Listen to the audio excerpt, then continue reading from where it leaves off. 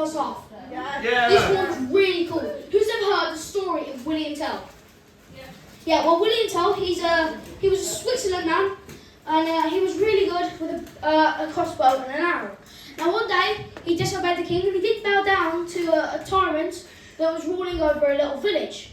So, because he disobeyed him, he had to go to prison. Now, the only way to get out of prison was he had to shoot an apple off his son's head, who was tied to a tree. So, pretty dangerous. So, we're going to recreate the story of William Tell right here, right now. And to do that, first of all, I need William Tell's son. So, we'll go, do you want to be William Tell's son? No. Do you want to be William Tell's son? Yeah, sure. Okay. So you're gonna sit there, and we'll get you to check the apple out. It's a wooden apple. Apart from the fact that the apple is wooden and it's got holes straight through the middle, is the apple completely normal? Apart from the fact that it's wooden and it's got a hole through the middle. So you can check it out, hold it, make sure it's completely normal. Is it normal? Yeah? Okay, so we're going to take this apple, this completely normal, not wooden with a hole in it, apple. I'm going to wrap it up in some tin foil, okay? I've not switched the apple out, it's the same apple, yeah? Okay, put the apple in the middle of the tin foil, wrap the tin foil around, like that. In a second, you're going to hold this above your head, but for now, just hold it in front of you, okay? So, take that. Perfect, just like that, okay? Now we also need someone to be William Tell. I was doing this earlier and I actually had someone called Will, which is pretty cool. So, what's your name? Okay, right? Right, do you want to do it? Go on then. What's your name? Okay, what we got? So what's your name? Dan, okay. Not William, but okay, it's fine. Okay, so Dan, would you like to please join me up on stage? Yeah, that's fine, okay. Give it up for Dan, everybody! Yeah, right, give it up for Dan. Okay, Dan, what I've got here is instead of using an arrow is quite dangerous. So we're not going to use an arrow, we're going to use a silk handkerchief instead of an arrow. You got that? Yeah, please. Very confusing. We don't usually use a silk handkerchief to shoot an apple on someone's head, but it's fine. I want you to take the silk handkerchief and I want you to memorize some of the patterns. You see, there's two reasons that I use a tie-dye handkerchief. The first reason is no two tie-dye handkerchiefs are the same. Like fingerprints, no two fingerprints are the same. So we're using tie-dye handkerchief. Have you remembered some of those patterns? No. Okay, right. Now what we need to do is I want you to tie some knots so you remember it's yours. So like you could tie it in the corner, in this corner you could tie more than one, so you could tie one in each corner. You could tie one in the middle, you could go on a diagonal line. You can do whatever you want with it. So tie it up. And the second reason I use one is it's not as dangerous as shooting an arrow at someone's head. Okay? It's still a little bit dangerous because it's going at the speed of light, but it's not that dangerous, okay? Okay. Perfect. Okay, straight at the top. Okay, so this is your handkerchief. Okay, now as well as not using an arrow, we're not using a crossbow either because you can't really put a handkerchief in a crossbow.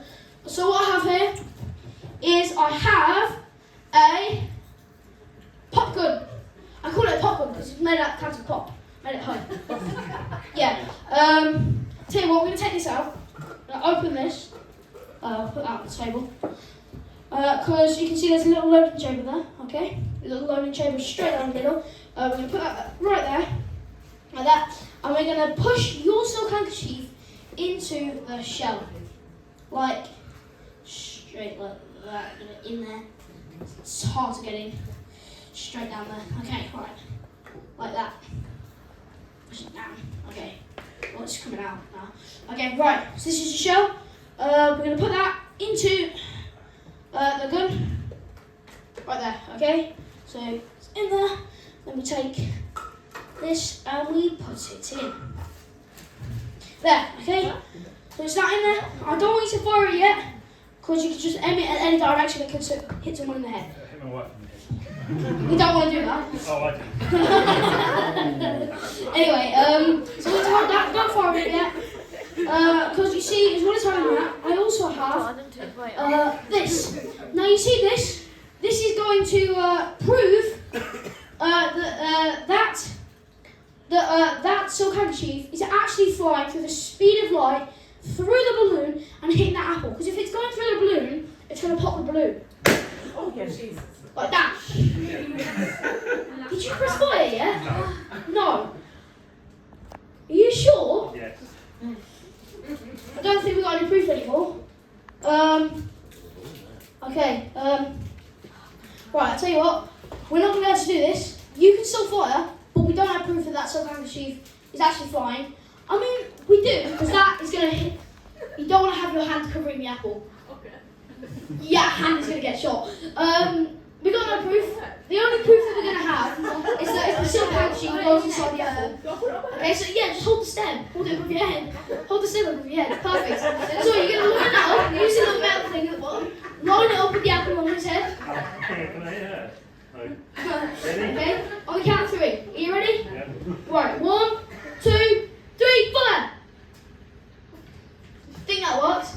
I'm going to have to look inside the apple to check. Set the apple back. Okay. Set the apple. Okay, now as you can see, there's no hole. No hole at all. Okay? But inside, if we check, we should have a silk handkerchief. A tie-dye silk handkerchief. I want you to take the handkerchief. Is that your handkerchief? That is, yes. Yes, that is your handkerchief. You know, some of the patterns are the same if you open it out a little bit. You don't have to undo the knot. But is that your handkerchief? That is. And you can see that this apple is the same apple from the very beginning.